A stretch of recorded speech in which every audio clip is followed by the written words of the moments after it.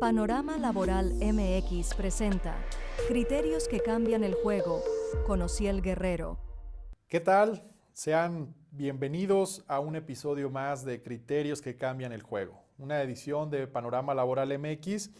en donde semana a semana analizamos los últimos criterios, las últimas sentencias, resoluciones judiciales que están cambiando las reglas del juego, que están cambiando la forma en cómo se está viviendo el paradigma laboral en México y cómo se está implementando este nuevo modelo laboral. Aprovecho para invitarlos a que se suscriban al canal de YouTube, así como a las plataformas de podcast en Spotify, Apple Podcast. Me encuentran como @OsielGuerreroMX en YouTube y como Criterios que cambian el juego en las plataformas de podcast. Los invito a que se suscriban y estén recibiendo semana con semana el último episodio que estamos grabando y platicando para ustedes. Antes de iniciar platicando con la sentencia que vamos a analizar, quiero recordar un poco el por qué nació este proyecto de Criterios que cambian el juego. Y es que quiero recordarles que el pasado mes de septiembre del año 2025 se implementó prácticamente en todo el país una reforma judicial que fue muy sonada, criticada por muchos, que en realidad lo que hacía era cambiar por completo la forma en cómo los juzgadores, tanto a nivel local como a nivel federal, eran electos para sus puestos. A partir de esta reforma judicial se establece un mecanismo democrático a través del cual los jueces, magistrados e incluso ministros de la Suprema Corte son electos en una votación directa que lleva a cabo toda la ciudadanía. Se celebran en todo el país elecciones para poner a quienes serán nuestros nuevos juzgadores. Y entonces esto cambiaba por completo las reglas de cómo llegaban los juzgadores a estos tribunales. Derivado de ello, consideré que un proyecto que podíamos generar desde la parte profesional del análisis del derecho era pues justo eso, el darle visibilidad a las cuestiones que están realizando los juzgadores, porque a partir de ahora, con esta nueva reforma, estarán sujetos a un escrutinio mayor los juzgadores. A partir de esta reforma, será cada vez más constante que encontremos que los juzgadores estén buscando el voto de la ciudadanía, de la población, para la cual están trabajando y resolviendo los asuntos. Esto implica una sensibilidad social, desde luego, mayor. Y derivado de esto, entonces, este proyecto de criterios que cambian el juego, pues lo que busca es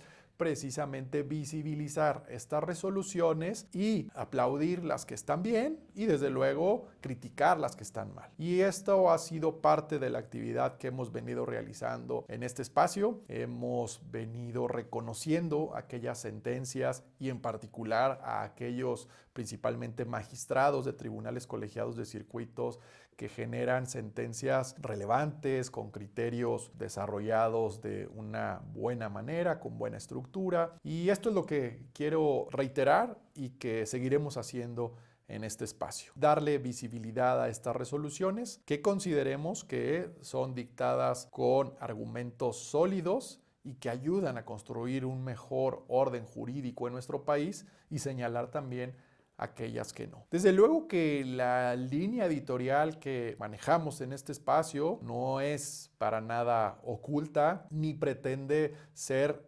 imparcial 100%, desde cierta manera. Lo que quiero decir es que personalmente soy un abogado laboral empresarial y justamente la perspectiva que realmente busco analizar y que transmito a través de estos episodios es precisamente desde este lado, de la perspectiva empresarial, pero desde luego bajo una cultura del cumplimiento, no bajo una cultura de la violación de derechos, del pisoteo de las clases trabajadoras, para nada. Siempre buscaremos el debido cumplimiento de los derechos de los trabajadores a través de la asesoría y las recomendaciones para los empleadores. Y bueno, pues dicho esto, hoy les voy a platicar de una sentencia que ha dictado el tercer tribunal colegiado en materias penal y administrativa del octavo circuito en Torreón, Coahuila. Esta es una sentencia que resuelve un recurso de queja administrativa del expediente 333/2025 y que se ha publicado en el Semanario Judicial de la Federación como una tesis aislada. Ya hemos mencionado en este espacio que cuando el Poder Judicial de la Federación considera que alguna de las sentencias de los tribunales colegiados goza de una especial relevancia, entonces la publica en el Semanario Judicial de la Federación como una tesis aislada. Y estas tesis aisladas sirven como criterios orientadores para todas las autoridades jurisdiccionales del país y que desde luego sientan un precedente importante de hacia dónde se deberían orientar los criterios que dicten de manera posterior las autoridades jurisdiccionales, tanto locales como federales. Hoy les voy a platicar de un caso en donde un empleador impuso una sanción a uno de sus empleados, que se trata de una suspensión de su puesto de trabajo sin goce de salario. Y este empleado, inconforme con esta resolución que le impuso su empleador, presentó un recurso en contra de esta resolución. En una primera instancia, este recurso, digamos que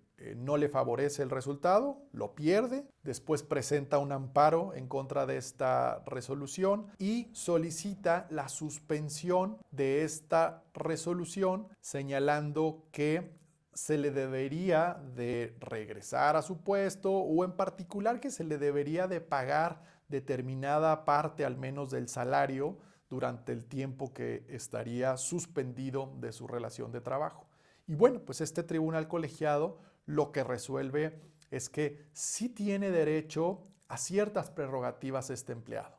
Sin embargo, la parte también importante de este caso es que esta suspensión estuvo basada en temas de acoso. Platicaremos a detalle qué es lo que ocurrió y cómo está resolviendo este tribunal colegiado. El caso inicia con una denuncia interna de parte de una alumna, porque aquí vamos a entrar ya a las particularidades del caso, pero veremos también el contexto general de cómo esto puede llegar a aplicar a cualquier empleador bajo cualquier circunstancia. Pero en este caso en particular estamos hablando de una universidad pública. Se trata de un caso de la Universidad Autónoma de Coahuila, en donde una de sus alumnas presenta una queja ante el Tribunal Universitario para la Atención de los Casos de Violencia de Género de esta universidad, argumentando que uno de sus profesores había tenido conductas que fueron descritas como, y leo textual lo que señala el expediente, miradas reiteradas hacia su busto, seguidas de risas y comentarios en el aula. Derivado de esta denuncia, el Tribunal Universitario para la Atención de los Casos de Violencia de Género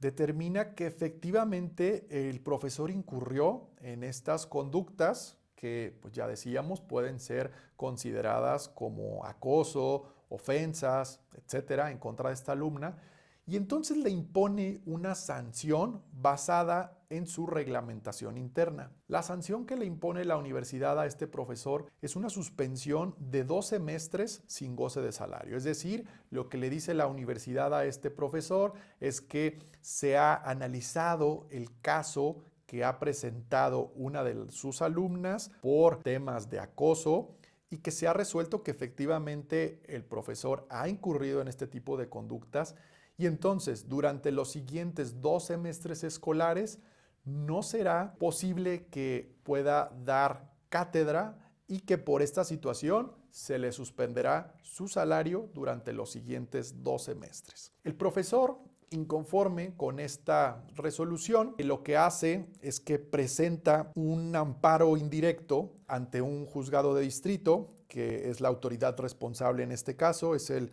Juzgado Sexto de Distrito en La Laguna, y lo que argumenta el profesor es que se le debería de conceder una suspensión provisional para que esta resolución que había dictado el Tribunal Universitario no tenga efectos sino hasta que se resuelva el fondo del amparo. Este juzgado de distrito niega la suspensión, le dice no hay motivo para otorgarte esta suspensión y tendrás que esperar hasta que se resuelva el fondo de este amparo indirecto. Inconforme el profesor con esta resolución, presenta un recurso de queja, que es este que resuelve el tercer tribunal colegiado en materias penal y administrativa del octavo circuito, y que en particular el magistrado ponente de este asunto es el propio presidente de este tribunal colegiado, Miguel Negrete García, y además cuenta esta resolución con el respaldo de los magistrados Francisco Alberto Santamaría Ibarra, así como de la magistrada Yasmín Ramos Cortés, es decir, es una votación por unanimidad. Resuelve esta queja que deriva de la negativa de la suspensión de este amparo indirecto y que ya decíamos, a la postre se convierte en una tesis aislada con número de registro digital ante el Semanario Judicial de la Federación 20-31-724 y que fue publicada apenas el pasado viernes 30 de enero de 2026 en este Semanario Judicial de la Federación. Y bueno, ¿qué es lo que resuelve este tribunal colegiado al momento de dictar su sentencia de esta queja? Lo que dice es que el tema central y que aborda es el tema de un mínimo vital que debe de otorgársele a los trabajadores que son suspendidos de sus relaciones laborales. Este tribunal lo que establece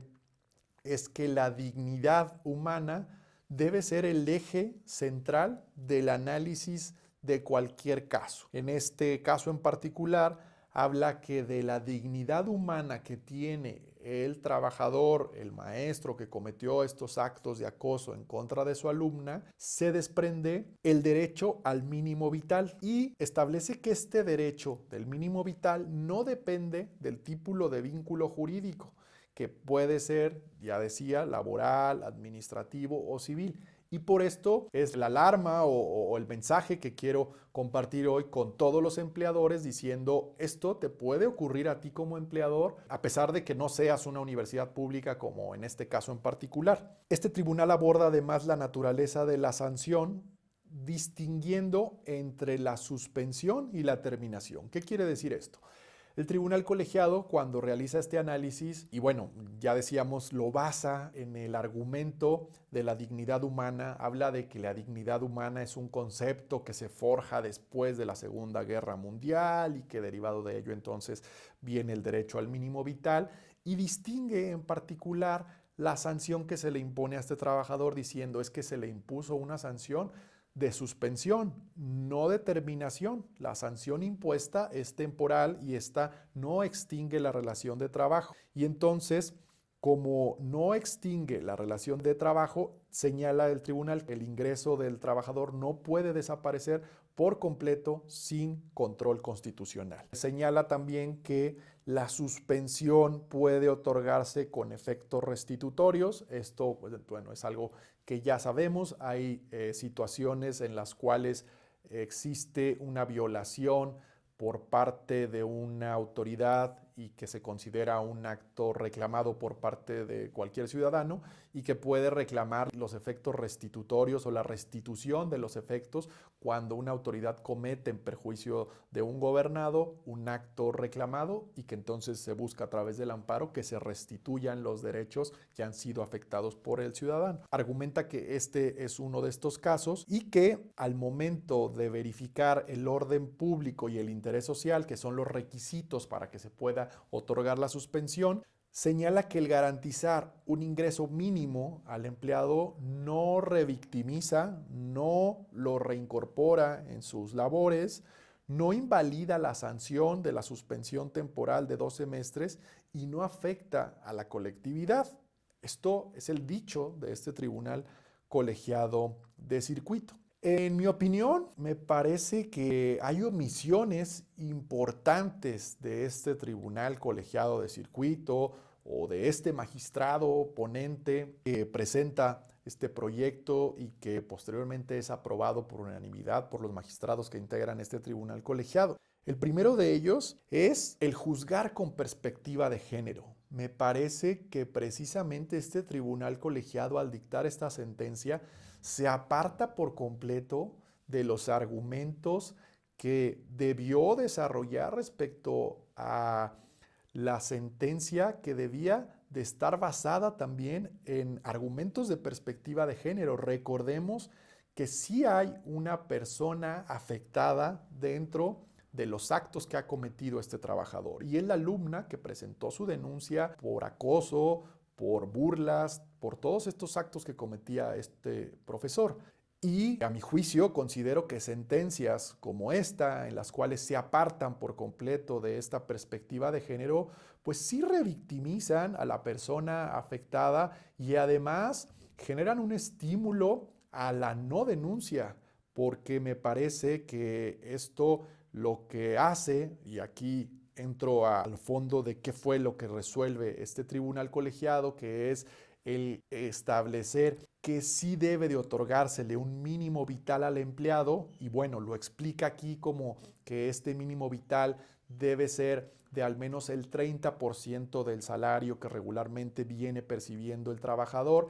Es decir, lo que dice el colegiado es una orden al juzgado de distrito en donde le dice si debes de otorgarle la suspensión de la sanción que le impuso su empleador, para que al menos por la parte del mínimo vital consistente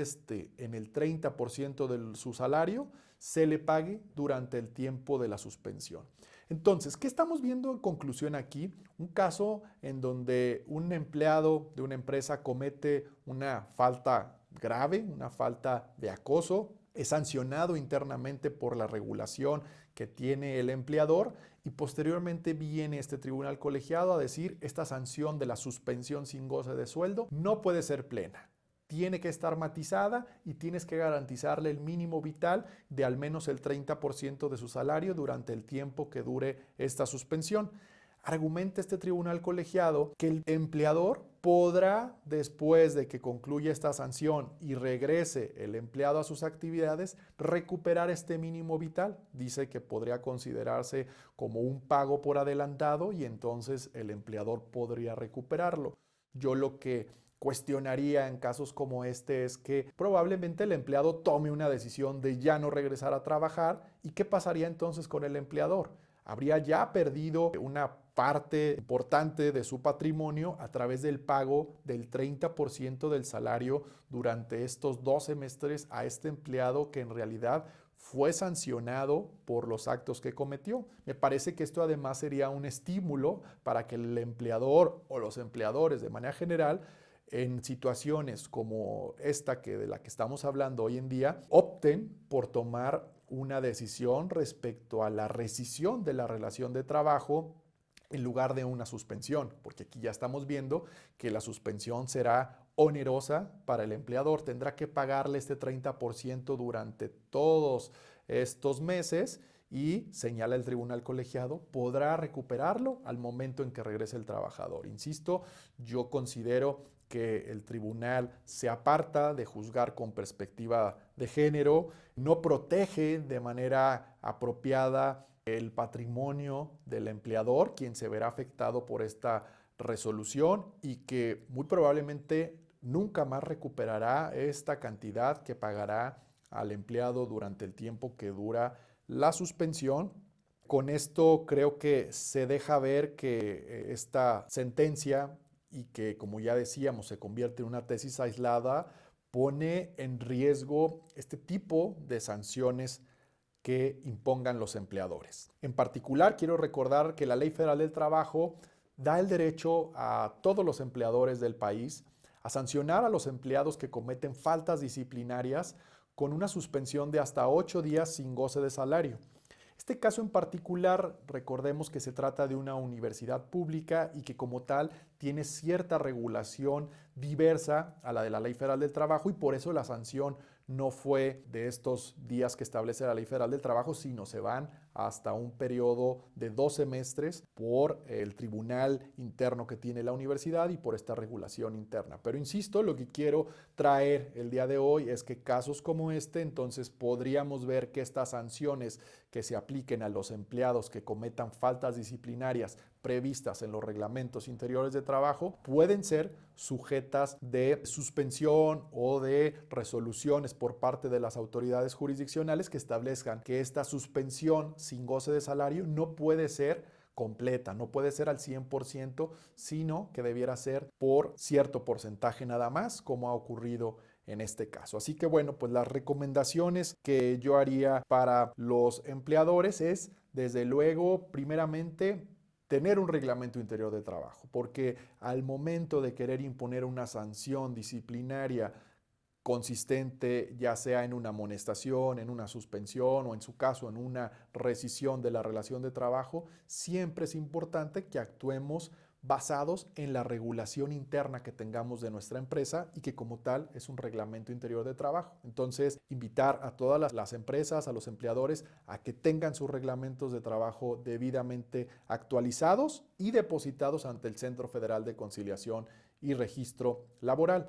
Y en segundo término, a que antes de imponer cualquier tipo de sanción, ya decíamos, amonestación, suspensión o rescisión, valoren y realicen un análisis muy específico de cuál es la sanción que se va a imponer y visualicen los distintos escenarios que pueden llegar a ocurrir, incluyendo la posible impugnación del empleado de la sanción que se le va a imponer. Desde luego que por parte de nosotros o de un servidor en particular, con mucho gusto les podemos apoyar tanto en esta parte de la actualización y depósito del Reglamento Interior de Trabajo, así como el análisis y la implementación de las sanciones que se les impongan a los empleados previa investigación interna que se desahogue en los términos de ley y en los términos del debido proceso. Así que bueno, pues con esto cerramos esta edición de Criterios que Cambian el Juego. Nuevamente aprovecho para invitarlos